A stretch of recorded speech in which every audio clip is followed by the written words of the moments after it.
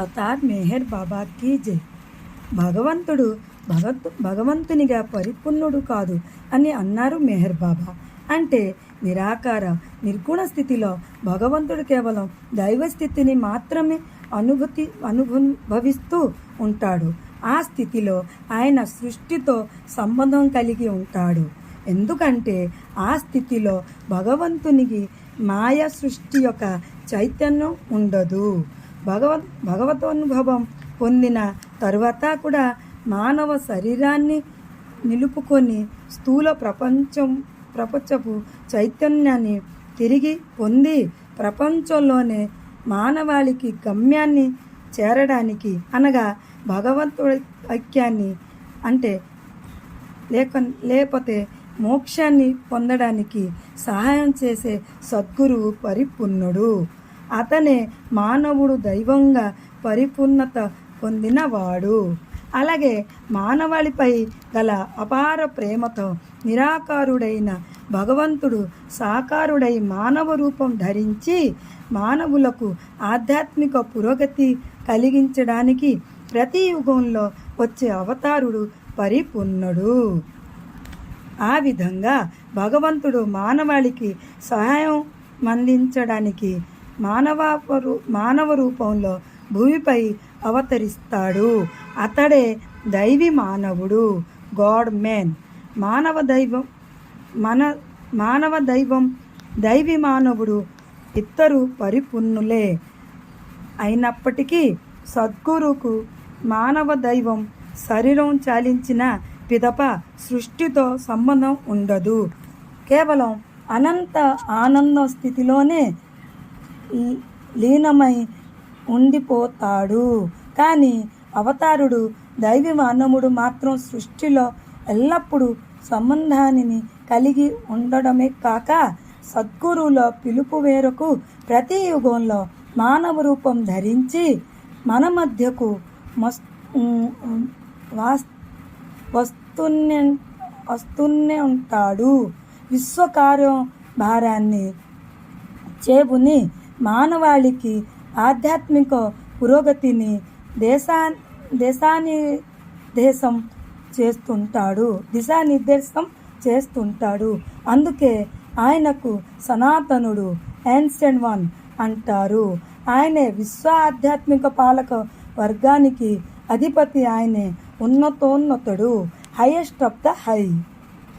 ఈ అవతారం కాలంలో మెహర్ బాబా 1953 సెప్టెంబర్ 7వ తేదీన డెహ్రాడూన్లో నేను ఉన్నతోన్నతుడును అనే సందేశంలో దివ్యాధికారంతో తన తిరుగులేని ఉన్నతోన్నత స్థితి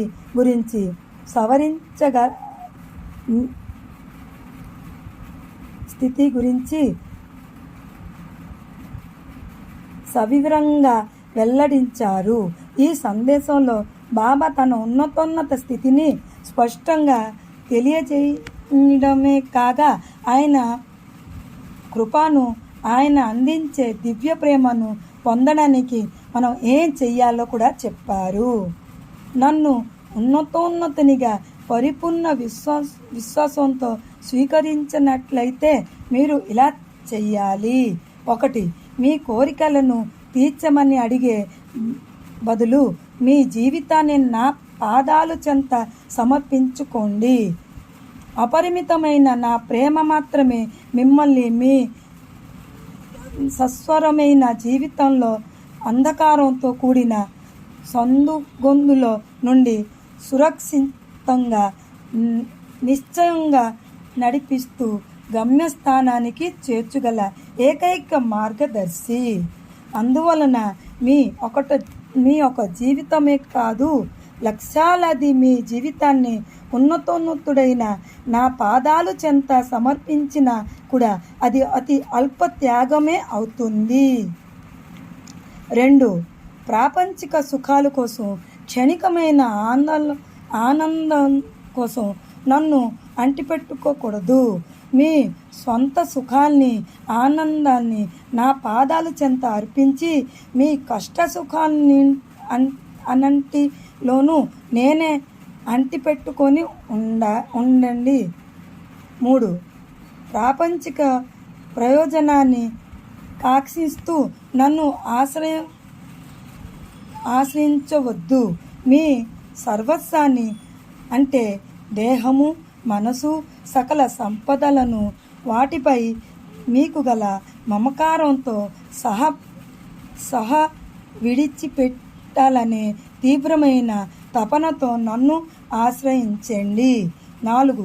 మీరు అనుభవిస్తున్న కష్టాల నుండి బయటపడాలనే కోరికతో నన్ను ఆశ్రయించకండి. నిండు హృదయతో మిమ్మల్ని మీరు నా ఇచ్చకే అంకితం చేసుకోవడానికి నన్ను ఆశ్రయించండి. 5. మీ ప్రాణాలను కానీ మీ ప్రియమైన వారి ప్రాణాలను కానీ రక్షించమని నన్ను కోరకండి. మిమ్మల్ని అంగీకరించమని నా కోసం మీ ప్రాణాలు అర్పించడానికి అనుమతించమని నన్ను అర్థించండి. 6. శారీరక రోగాలు న్యాయం చేయమని నన్ను అడగకండి. మీ అజ్ఞానాన్ని పోగొట్టమని నన్ను ప్రార్థించండి. 7. నా ఆనందమే మీ సంతోషం కావాలి. నా సుఖమే మీకు విశ్రాంతి అవ్వాలి. ఎందుకంటే ఎవరైతే తన సర్వస్వాన్ని నాలో పోగొట్టుకుంటారో వారు నన్ను శాశ్వతంగా తమ స్వంత చేసుకుంటారు. 8. నా నుండి ఏదో పొందాలనే కోరికతో చేతులు చాచకండి. నన్ను ఉన్నతోనిగా భావించి నా దరికే వచ్చిన మీరు నన్ను స్తుతించడానికి మీ చేతులు పైకెత్తి ఉంచండి. అలాగే మన ప్రియతముడమైన మెహర్ బాబా ఉన్నతోన్నతుడుగా ఆయన చేయబోయేదేమిటో కూడా ఇలా చెప్పారు. నేను ఉన్నతోన్నతుడైన నా పాత్ర ఇలా చేయవలసి ఉంటుంది. మీకున్న సంపదల నుండి మరియు కోరికలంటి నుండి మిమ్మల్ని విముక్తులను చేయాలి. మీ కోరికలను దహించవేయాలి. మీ కోరికలను తీర్చడానికి బదులు మిమ్మల్ని ఏ కోరిక లేని వారిగా తీర్చిదిద్దాలి.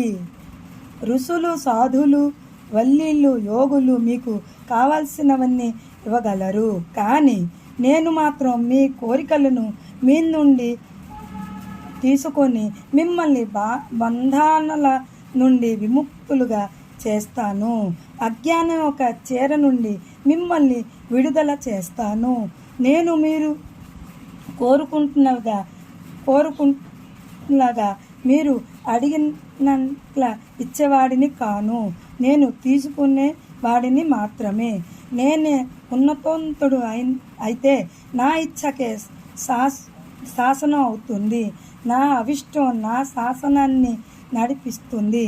నా ప్రేమ చేతనే ఈ విశ్వం సంరక్షించబడుతుంది.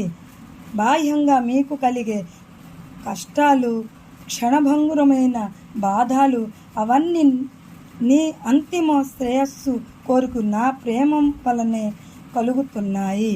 కనుక మీ కష్టాల నుండి మిమ్మల్ని గట్టెక్కించమని నా వద్దకు రావడం, మీ ప్రపంచిక కోరికలను తీర్చమని నన్ను కోరడం, నన్ను అసాధ్యమైన పని చేయమనడమే అవుతుంది. అంతేకాగా మీ శ్రేయస్సు కోసం నేనే ఇదివరకే నిర్ణయించిన దానిని మార్చమని కోరుట్టే అవుతుంది. నేనే ఉన్నతోన్నతుడననే ఒక క్షణమే అందరికీ భగవత్ అనుభూతి ప్రసాదించి సృష్టిలోని ప్రతి జీవిని అజ్ఞాన శృంఖలాల నుండి విమోచన కలిగించడానికి విశ్వనాథుడైన నా ఇచ్చ ఒకటే చాలు. కానీ దైవ నిర్ణయం ప్రకారం అజ్ఞానపు అనుభవాల ద్వారా సంపాదించిన జ్ఞానం శ్రేష్టమైనది. అజ్ఞానంలో ఉండగానే జ్ఞానం పొందడానికి సద్గురు మార్గదర్శకత్వం ద్వారా మరియు ఉన్నతునికి సర్వార్పణ ద్వారా సాధ్యమవుతుంది. ఉన్నతున్నతుడైన నన్ను మీ సాధారణ మానవ మేధస్సుతో తెలుసుకుందాం మనుకుంటే, మీ పరిమిత మనసుతో అర్థం చేసుకుందామంటే అంతకన్నా అవివేకం ఉండదు, అంతకన్నా అజ్ఞానం ఉండదు. ఎందుకంటే మనము మేధస్సుతో మానవ మేధస్సుతో ఎంత కసరత్తు చేసినా, ఎన్ని విధాలు ప్రయత్నించినా ఎప్పటికీ నా విధానాలు అర్థం కావు. నా అనంత స్థితిని అర్థం చేసుకోవడం సాధ్యం కాదు. అయితే ఎవరైతే నన్ను ప్రేమించి నాలో తమను తాము పోగొట్టుకుంటారో వారు మాత్రమే నన్ను పొందగలరు. అజ్ఞానంలో ఉన్న మనకు మన ప్రియతముడు బాబా మనం ఉన్నతోన్నత స్థితి గురించి ఎంత విడవరిచి చెప్పవలసిందా వచ్చిందో కదా. చైతన్యంలో మానవునికి భగవంతునికి మధ్య గల వ్యత్యాసం, మనిషికి చేమకు గల వ్యత్యాసం అంతా ఉంటుందని బాబా చెప్పారు. ఎంత అంతరం ఉన్నప్పటికీ ఆయనను భగవంతునిగా విశ్వసించే ప్రేమించే వారికి అందుబాటులో ఉన్నంతరు బాబా. మనం ఎక్కడ ఉన్నా, ఎలా ఉన్నా, మనలో ఎన్ని బలహీనతలు, మనకెన్ని సంస్కారాలన్నీ సరే ఆయన ఎడలో ప్రేమ కలిగి ఉంది. ఆయన ఇచ్చే అంగీకరించబడిన వాళ్ళ వల్ల కాగలిగితే చాలు. మనలను జనన మరణ వలయం నుండి, సంస్కార బంధాల నుంచి, అజ్ఞానం నుండి బయట పాడేస్తాంటారు బాబా. షుగర్ వ్యాధికి కాకరకాయ రసం త్రాగే వ్యక్తి తీవ్రమైన తపస్సు చేయగా భగవంతుడు ప్రత్యక్షమయ్యాడు. అతడు వెంటనే భగవంతునితో నా తోటలో కాకరకాయలు బాగా కాయచ్చు అని అడిగాడంట. షుగర్ వ్యాధిని తీసివేయమని కోరొచ్చు కదా. అదేవిధంగా మనం కూడా ఈ మాయలోని క్షణభంగురమైన వాటిని కోరుకుంటున్నాం, మళ్ళీ వాటినే కోరుకుంటున్నాం. నిజాయితీగా భగవతనుభూతి ఇవ్వగలిగే వానికి క్షణభంగురమైన వాటిని ఇవ్వమని కోరడం ఎంత మూర్ఖత్వం అవుతుంది, ఎంతటి అజ్ఞానం అవుతుంది. అది మాయలోనే సుఖాలు భగవంతుడు రెండు కావాలంటే కుదరదు. బాబా ఇలా చెప్పారు. ఒక్క కంటితో శారీరకముగు మోహములు కోసం చూస్తూ మరో కంటితో శాశ్వతానంద కోసం ఆశించడం అసాధ్యమేగాక అది అత్యంత కపటం అవుతుంది. మనం భాగ్య కొద్ది ఉన్నతోన్నతుడు మనకు ప్రియతముడయ్యాడు. మన సమస్త ఆయనకు అర్పించి ఆయన ఇచ్చకు లోబడి జీవిస్తూ కడవరకు ఆయన పాదాలను పట్టుకొని ఉండగలిగితే మనల్ని ఎక్కడకు చేర్చేలో అక్కడకు చేర్చే బాధ్యత ఆయనదే అవుతుంది. ఆయన ఎడలో అటువంటి చెక్కు చెదరని విశ్వాసాన్ని బాబా మనకి దించగాక. అవతార్ మెహర్ బాబాకి జై. ఉన్నతుడను అన్నావు అనంత, నిజమని గ్రహించినాము, నేటికి మెహరని తపించినాము. ఉన్నతోన్నతుడను అన్నావు అనంత, విగ్రహారాధన చేస్తాము ఇన్నాళ్ళు, ఆగ్రమేణ పోలేదు మాకు. సాధనలెన్నో చేస్తాము ఇన్నేళ్ళు, శాస్త్రను విసుమంత రాలేదు మాకు. వేదనలు పోలేదు, వాదనలు పోలేదు, వేదనలు పోలేదు, వాదనలు పోలేదు, కడకు నీ సన్నిధి చేరాము ఆతులమై, ఇళ్ళతోనే తడులు అన్నావు అనంత